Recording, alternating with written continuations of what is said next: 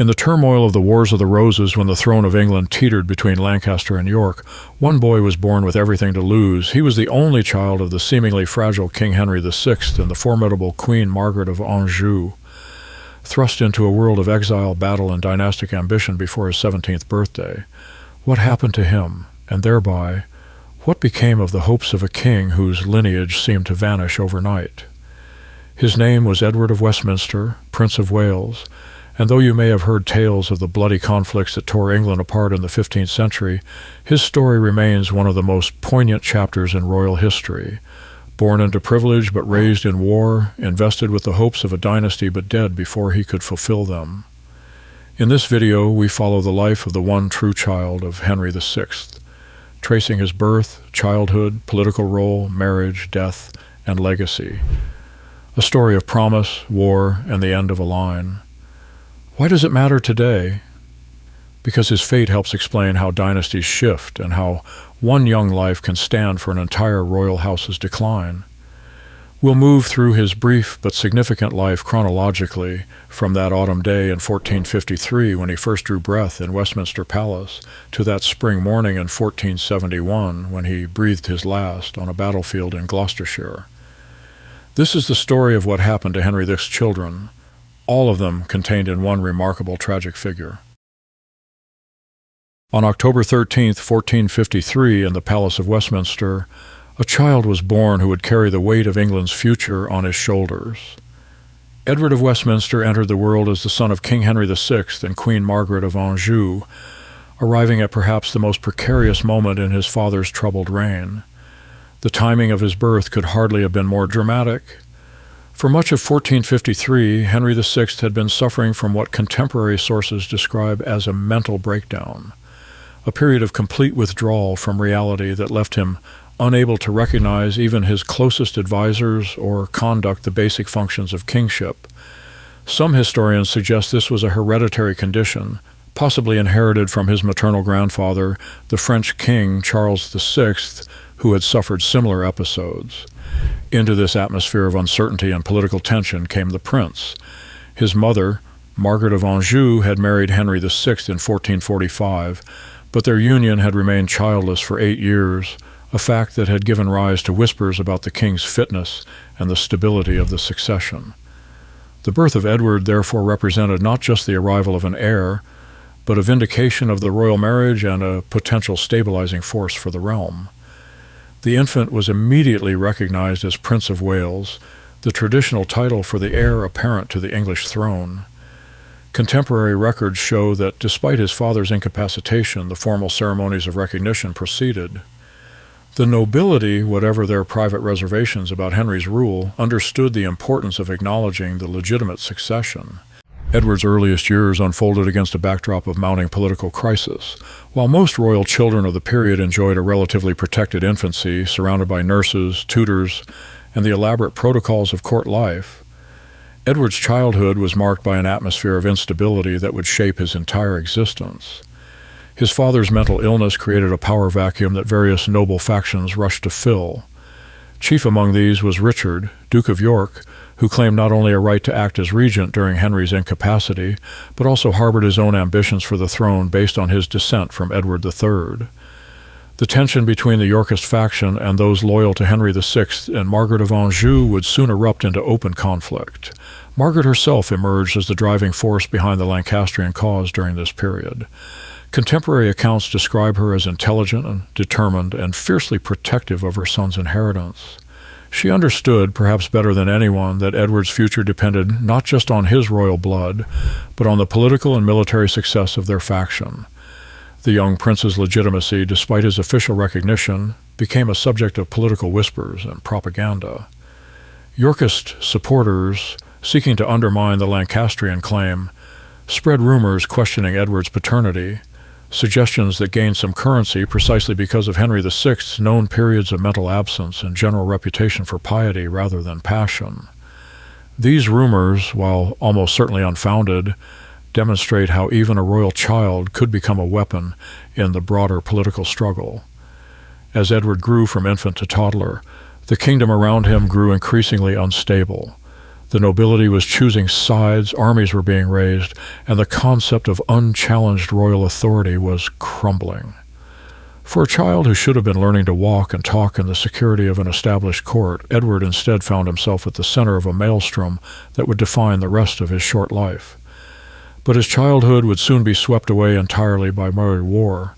To understand Edward's adolescence, we must briefly examine how his father's rule collapsed and how the Yorkist faction rose to challenge the Lancastrian dynasty.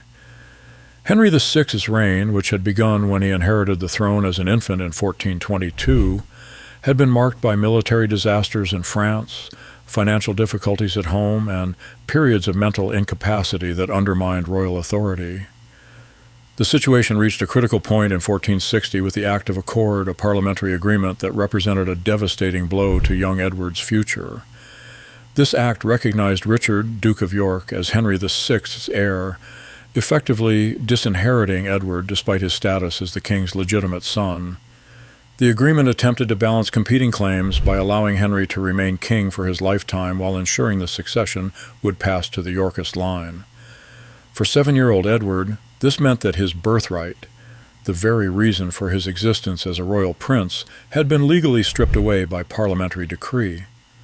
The Act of Accord represented more than a political maneuver. It was a rejection of the principle that had governed English succession for centuries and a direct assault on everything Edward had been born to inherit. The response from Edward's mother, Queen Margaret, was swift and decisive. She rejected the Act of Accord entirely and began raising forces to fight for her son's inheritance. This decision would transform Edward from a displaced heir into a central figure in a dynastic war.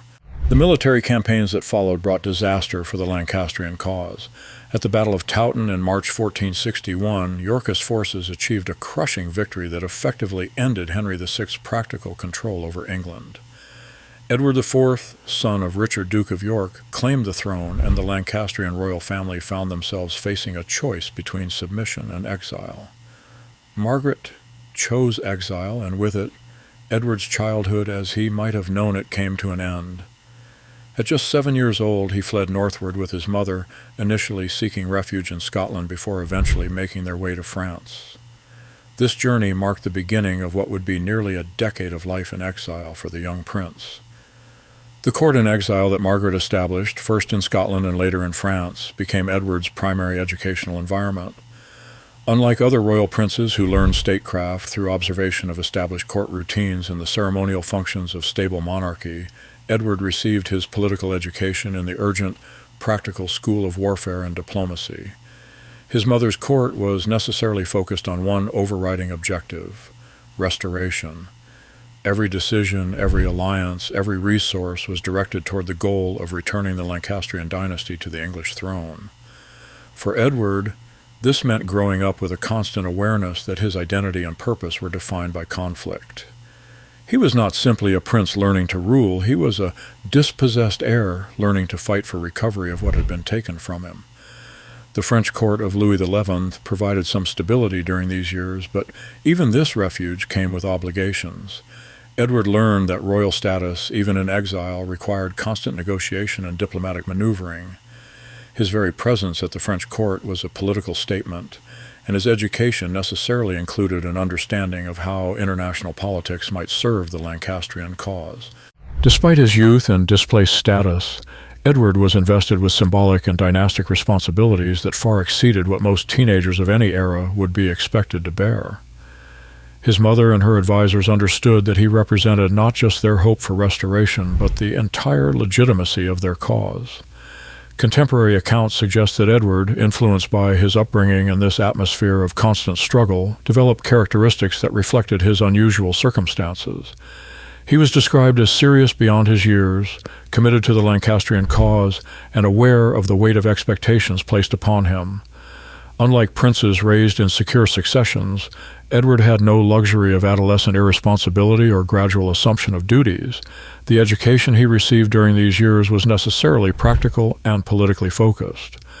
While he undoubtedly learned the traditional elements of royal education, languages, literature, religious instruction, and military skills, everything was filtered through the lens of his family's political situation. His tutors were chosen not just for their scholarly abilities, but for their loyalty to the Lancastrian cause and their understanding of the complex political and military challenges facing the dynasty. As Edward entered his teenage years, the theoretical nature of his princely status began to shift toward more concrete political involvement. He was no longer simply the heir in exile. He was becoming an active participant in the efforts to restore his family's fortunes.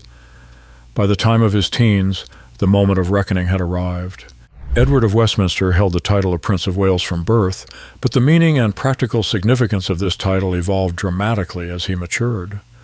During his early childhood, it had been an established fact recognized by the English nobility and Parliament. During his years in exile, it became a contested claim maintained by the Lancastrian faction, but rejected by the Yorkist government of Edward IV. However, in '40, an extraordinary shift in English politics created an opportunity for Edward to reclaim not just his title, but potentially the throne itself. This was the year of what historians call the readeption, the brief restoration of Henry VI to the English throne through an unlikely alliance between the exiled Lancastrians and Richard Neville, Earl of Warwick, known as the Kingmaker. Warwick had originally been instrumental in placing Edward IV on the throne, but political disagreements and personal conflicts had driven him into opposition. His decision to ally with the very dynasty he had helped to depose created one of the most dramatic reversals in the entire Wars of the Roses. For young Edward, now 16 years old, this alliance offered the first real prospect since his childhood of returning to England as a recognized heir to the throne. The restoration of Henry VI in October 1470 automatically restored Edward's position as Prince of Wales and heir apparent. After nearly a decade in exile, he could once again claim his title with the backing of an actual government rather than merely the hopes of a displaced court. This represented not just a personal vindication, but a moment when his theoretical royal status became a practical political reality. Central to the Warwick-Lancaster alliance was a marriage agreement that would bind the two factions together through dynastic union. In December 1470, Edward was married to Anne Neville, daughter of the Earl of Warwick, in a ceremony that took place at Amboise in France. This marriage represents one of the most significant moments in Edward's brief life, not simply as a personal milestone, but as a demonstration of his central importance to Lancastrian political strategy. Anne Neville was no ordinary bride. She was the daughter of the most powerful nobleman in England, a man whose political and military support was essential to any hope of maintaining the Lancastrian restoration. The marriage also illustrates the complex personal relationships that characterized the Wars of the Roses. Anne Neville had previously been married to Edward's own cousin, Edward of Lancaster, son of Richard III, meaning that this union connected not just the Warwick and Lancastrian factions, but also represented a reconciliation between former enemies. The speed with which such fundamental political realignments could occur demonstrates the fluid nature of 15th century politics. At 16, Edward was young for marriage even by the standards of his time, particularly for a royal prince whose union would typically be delayed until diplomatic considerations made such an alliance advantageous. The urgency of the political situation, however, demanded immediate action. The marriage needed to be concluded while the Lancastrian restoration appeared viable and before military circumstances might change. The union also carried profound implications for Edward's future role. As the husband of Warwick's daughter, he was no longer simply the son of Henry VI and Margaret of Anjou. He was now personally connected to the Neville family's extensive political and territorial interests. This gave him, for the first time in his life, potential access to an independent power base beyond his mother's circle. The Lancastrian restoration proved to be far more fragile than its supporters had hoped. Edward IV, despite being driven from England in 1470, had not abandoned his claim to the throne. In March 1471, he returned from exile in Burgundy with a small force, landing in Yorkshire and beginning a campaign to reclaim his crown. For Edward of Westminster, this development represented both an opportunity and a mortal threat. The opportunity lay in the chance to participate actively in defending his family's newly restored position. The threat lay in the possibility that military defeat would mean not just renewed exile, but potentially the complete destruction of the Lancastrian cause. April 1471, became the decisive month of Edward's life. On April 14th, the Earl of Warwick, Edward's father-in-law and the architect of the Lancastrian Restoration, was killed at the Battle of Barnet, fighting against Edward IV's forces. This defeat eliminated the military leader whose support had made the restoration possible and left the Lancastrian cause critically weakened. Despite this setback, Margaret of Anjou and her son landed in England on the very day of Warwick's defeat, determined to continue the fight for the throne. They could not have known of the disaster at Barnet when they set foot on English soil, but even if they had, Margaret's character suggests she might have proceeded anyway. For her, retreat would have meant accepting the permanent loss of her son's inheritance. The final confrontation came at the Battle of Tewkesbury on May 4, 1471. Edward, now 17 years old, participated in this battle not as a symbolic figurehead, but as an active combatant fighting for his claim to the throne. Contemporary accounts indicate that he fought with courage and determination, qualities that his upbringing in the school of exile and conflict had instilled in him. The battle ended in complete defeat for the Lancastrian forces. More significantly for our story, it ended with the death of Edward of Westminster on the battlefield. Contemporary sources are clear that he died during the fighting itself, though later Tudor-era stories would embellish his death with claims of execution after capture. With Edward's death at Tewkesbury, the hopes of a generation died with him. The marriage between Edward of Westminster and Anne Neville, celebrated in December 1470 at Angers or Amboise in France, deserves closer examination as both a personal relationship and a political alliance. The ceremony itself took place during the brief window when the Lancastrian Restoration made such a union both possible and strategically necessary. Anne Neville, born around 1456, was approximately 3 years younger than Edward, making her about 14 at the time of their marriage. This age difference, while not unusual for aristocratic marriages of the period, adds another layer to understanding their brief union. Both bride and groom were teenagers whose personal preferences and feelings were necessarily subordinated to the political requirements of their family's alliance. The question of whether their marriage was consummated has been a subject of historical speculation. Given Anne's young age and the brief duration of their union, less than 5 months between the wedding and Edward's death, some historians suggest the marriage may have remained unconsummated.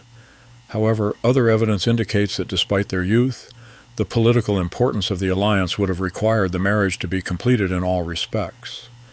The political implications of this union extended far beyond the immediate families involved. Through this marriage, Edward gained access to the Neville family's extensive lands and political connections, while Anne's father secured his alliance with the Lancastrian cause through the most binding tie available in medieval politics. The marriage represented not just an agreement between individuals, but a merging of political interests that might have reshaped English politics had Edward survived. For Edward personally, marriage marked his transition from dependent prince to potential independent political actor. As Anne's husband, he would have been entitled to exercise certain rights over her inheritance and could have begun building his own power base separate from his mother's influence. This represented a crucial step toward the kind of political maturity that successful medieval kings required. The most significant fact about Edward's marriage to Anne Neville is what it did not produce: children. The absence of any issue from this union had profound consequences that extended far beyond the personal tragedy of a young couple cut short by war. Had Edward and Anne produced children before his death, the entire subsequent history of the Wars of the Roses might have been different. A surviving child of Edward would have carried forward the direct Lancastrian claim to the throne, potentially providing a rallying point for continued resistance to Yorkist rule. Instead, Edward's death without issue meant that the direct line of Henry VI came to an end with dramatic finality. This absence of descendants also affected Anne Neville's own future. As a young widow with valuable inheritance rights, she became an attractive target for political marriages that could advance other men's ambitions. Her subsequent marriage to Richard, Duke of Gloucester, the future Richard III and the brother of Edward IV, demonstrates how quickly the political landscape could shift and how the lack of binding ties to the defeated Lancastrian cause freed her for new alliances. The dynastic implications extended beyond immediate family considerations. Henry VI himself was left without a direct male heir, a situation that effectively ended the Lancastrian dynasty as it had existed since Henry IV's usurpation in 1399. While distant relatives might claim Lancastrian descent, None could match the direct legitimacy that Edward had represented as the son of an anointed king. The end of Edward's line did not immediately end all Lancastrian claims to the English throne, but it fundamentally altered their nature. Future claimants would need to trace their descent through more distant relationships, weakening the strength of their cases and reducing their ability to inspire the kind of loyalty that direct succession typically commanded. The most successful of these alternative claimants would prove to be Henry Tudor, whose connection to the Lancastrian cause came through his mother's line rather than through direct descent from any king. Henry's eventual victory at the Battle of Bosworth in 1485 and establishment of the Tudor dynasty represented the triumph of a collateral claim rather than the restoration of the direct Lancastrian line that Edward had embodied. This distinction matters because it illustrates how Edward's death changed the fundamental nature of English royal succession. After 1471, no claimant could point to an unbroken line of descent from father to son stretching back to a crowned king. Instead, successful claimants would need to combine genealogical arguments with military victory and political skill, a precedent that would influence English succession disputes for generations. Anne Neville's later marriage to Richard, Duke of Gloucester, also deserves mention in this context. When Richard became king, Richard III, in 1483, Anne became queen consort, achieving a royal status that her brief marriage to Edward had promised but never delivered. This ironic turn of events meant that she ultimately reached the throne through marriage to a member of the very family that had killed her first husband. The broader lesson of Edward's story extends beyond the immediate politics of the Wars of the Roses to fundamental questions about dynastic stability and the role of individual lives in historical change. His death demonstrated how the fate of entire political systems could rest on the survival of single individuals, and how quickly, seemingly stable successions could collapse when those individuals were lost. To understand the relationship between Edward and his father, we must first acknowledge the unique challenges that Henry VI's condition created for traditional royal family dynamics. Henry VI's reign, which began when he inherited the throne as an infant in 1422, had been marked by periods of mental illness that contemporaries described as a complete withdrawal from reality. These episodes, which modern historians often interpret as severe depression or possibly a hereditary mental illness inherited from his maternal grandfather, Charles VI of France, left Henry unable to fulfill the basic requirements of kingship for extended periods. During these times, he could not recognize courtiers, conduct business, or even acknowledge the existence of his family members. The most significant of these episodes occurred in 1453, the very year of Edward's birth. For more than a year, Henry remained in a state of complete mental absence, unable to acknowledge the existence of his newborn son or understand the political crisis engulfing his kingdom. This meant that Edward's earliest relationship with his father was essentially non-existent, as Henry was incapable of normal paternal interaction during the crucial first months of his son's life.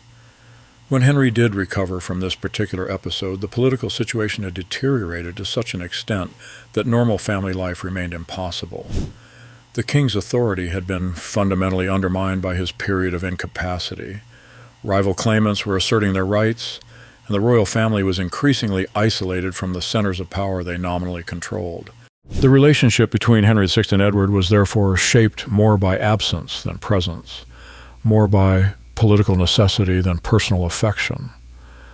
Unlike other royal fathers and sons who could develop relationships through shared activities, ceremonial functions, and gradual introduction to the responsibilities of kingship, Henry and Edward's relationship was mediated by crisis and separation.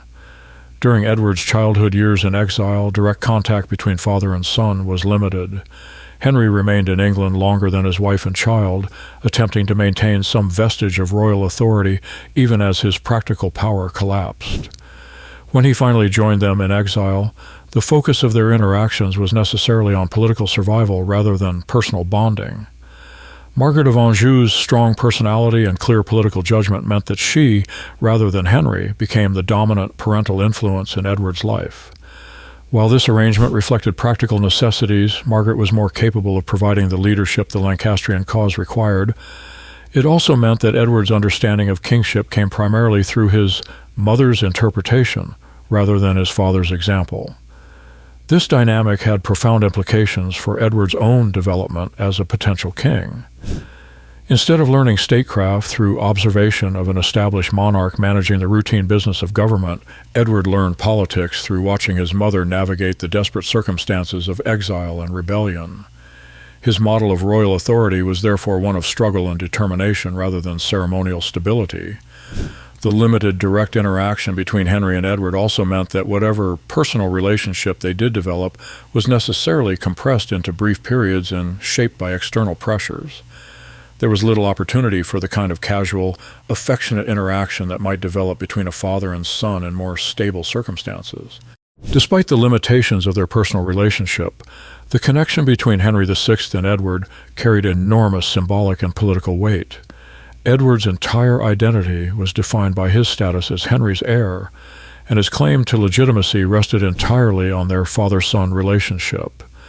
This connection became both Edward's greatest asset and his most dangerous liability. His royal blood, inherited from Henry, provided the foundation for all Lancastrian political arguments and the justification for the military campaigns fought in his name. However, his association with Henry's failed kingship also made him a target for all those who had suffered under or opposed his father's reign. The death of Edward in 1471 effectively ended Henry VI's dynastic hopes and removed the last practical reason for his continued existence as a political figure.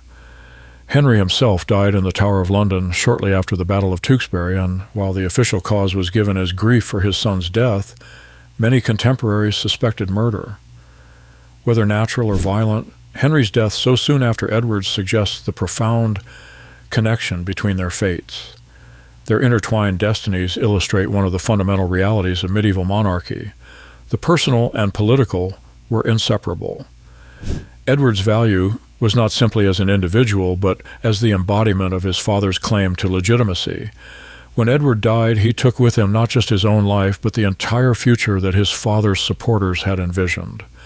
The relationship between Henry VI and Edward also demonstrates how mental illness could affect royal succession in an era when personal rule was essential to effective monarchy. Henry's incapacity meant that Edward grew up without the kind of practical education in kingship that successful medieval monarchs typically received from their fathers. This educational gap, combined with the exceptional circumstances of his upbringing, meant that Edward's understanding of royal authority was necessarily theoretical rather than practical.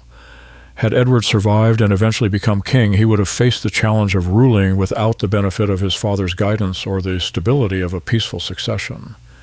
His death at 17 meant that these questions remained forever unanswered, but they highlight the unique challenges that his family's circumstances would have created even in victory. The Battle of Tewkesbury on May 4, 1471, marked the end of more than Edward's life. It marked the end of a dynasty's hopes. Contemporary accounts agree that Edward died during the fighting itself, though they differ in the specific details of his final moments.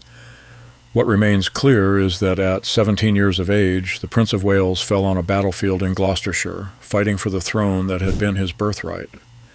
The immediate aftermath of the battle saw the complete collapse of the Lancastrian cause.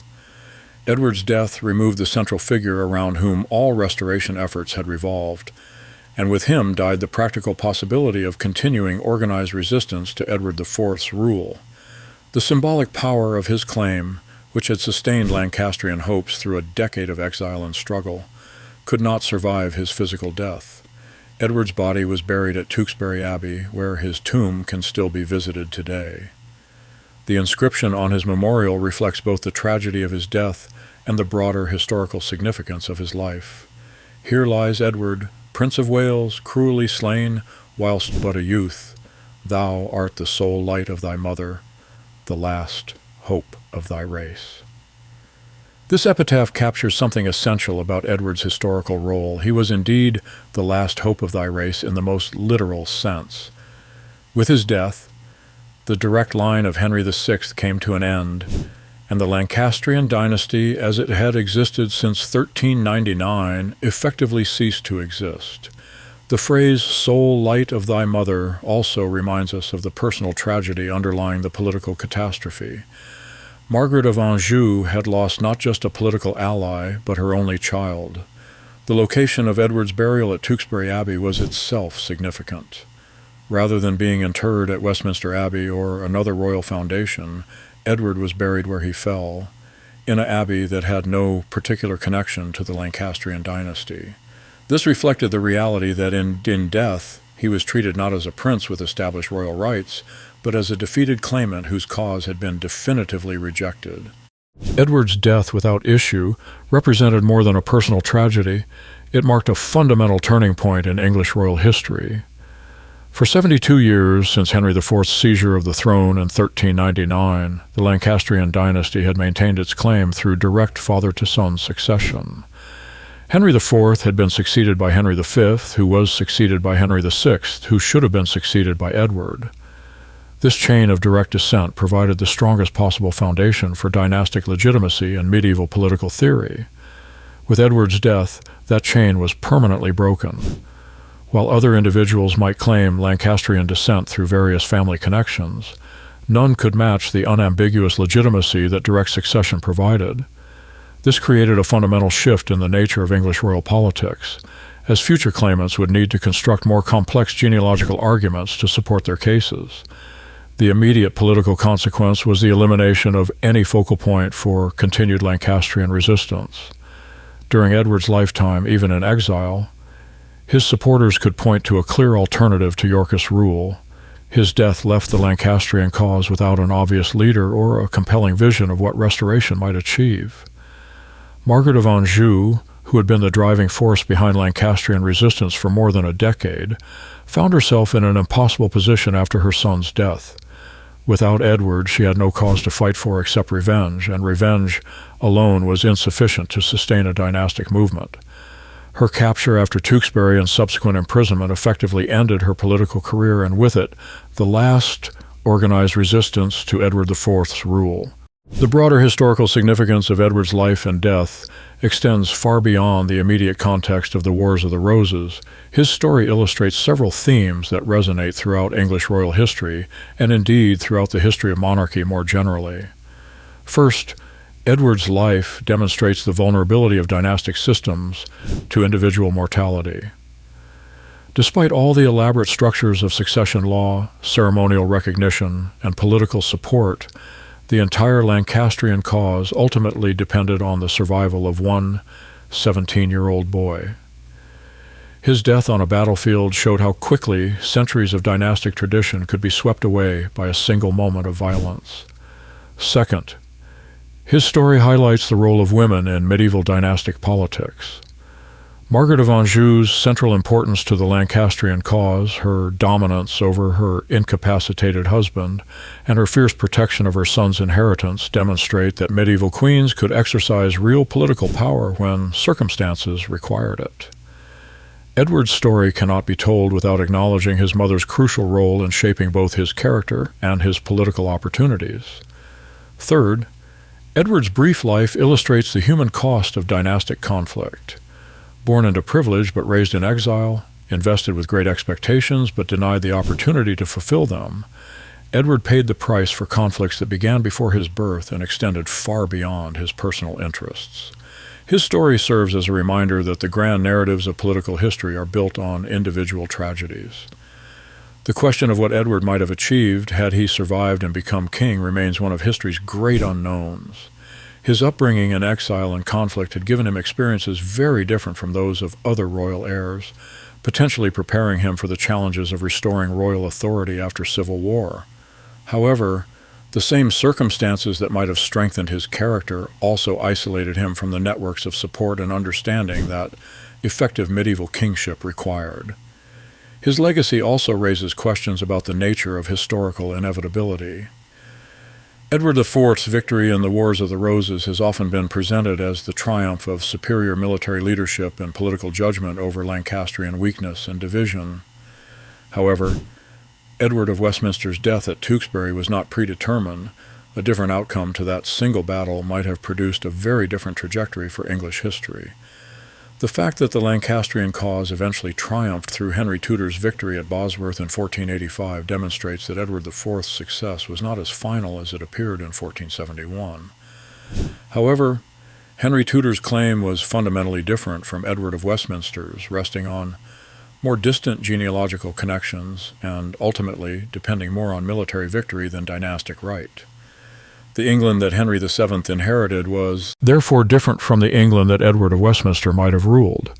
Finally, Edward's story resonates in contemporary discussions about youth, conflict, and political responsibility. His experience of growing up in exile, bearing the weight of dynastic expectations, and dying in battle before reaching adulthood speaks to timeless themes about the relationship between individual lives and larger historical forces. In an age when child soldiers and displaced populations remain tragic realities, Edward's story reminds us that such experiences have deep historical roots. So what happened to Henry VI's children? The answer lies in the singular tragic figure of Edward of Westminster, Prince of Wales. For he was Henry's only child, carrying within his brief life all the hopes and ultimate failure of the Lancastrian dynasty. Born on October 13th, 1453, at the height of his father's mental crisis, Edward entered a world already torn by conflict. His childhood was spent in exile, his adolescence in preparation for war, and his young adulthood in the desperate struggle to reclaim his inheritance. At just 17 years old, he died on the battlefield at Tewkesbury, and with him died the direct line of Henry VI. Through his 17 years, Edward embodied the transformation of English monarchy from a system based on inherited stability to one shaped by military conflict and political uncertainty. His marriage to Anne Neville demonstrated the complex alliances that characterized the Wars of the Roses, while his death without issue ensured that the Lancastrian claim would need to be reconstructed rather than simply inherited. The relationship between Edward and his father, Henry VI, illustrates the profound challenges that mental illness could create for medieval monarchy, while his relationship with his mother, Margaret of Anjou, shows how royal women could assume political leadership when circumstances demanded it. His story is simultaneously personal and political, individual and dynastic. Perhaps most significantly, Edward's life and death demonstrate how individual mortality could reshape entire political systems. The elaborate structures of royal succession, the carefully negotiated marriage alliances, the years of political struggle, all ultimately depended on the survival of one young man whose death in battle changed the course of English history. His burial inscription at Tewkesbury Abbey called him the last hope of thy race, and history proved that assessment accurate. When Edward died, the direct Lancastrian line died with him. Future claimants to the Lancastrian heritage, including the eventual founder of the Tudor dynasty, would need to trace their connections through more distant relationships, fundamentally altering the nature of their claims. Today, Edward of Westminster lies in Tewkesbury Abbey, his tomb a quiet reminder of how quickly dynastic fortunes could change in medieval England. His story teaches us that behind the grand narratives of political history lie individual lives shaped by circumstances beyond their control. Young people who bore the weight of their ancestors' conflicts and their families' ambitions. Though his life was short and his reign non-existent, Edward of Westminster played a crucial role in English history. He was the last direct heir of the Lancastrian dynasty, the final representative of a royal line that had ruled England for 72 years. His death marked not just the end of his own story, but the end of an era. The question we began with, whatever happened to Henry VI's children, finds its answer in this single life that encompassed so much hope, struggle, and ultimately tragedy.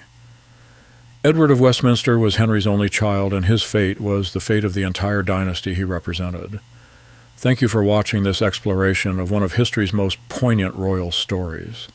If you enjoyed this deep dive into the human cost of dynastic conflict, please subscribe for more historical biographies that bring the past to life through the stories of individuals who shaped their times. The Wars of the Roses may have ended more than 5 centuries ago,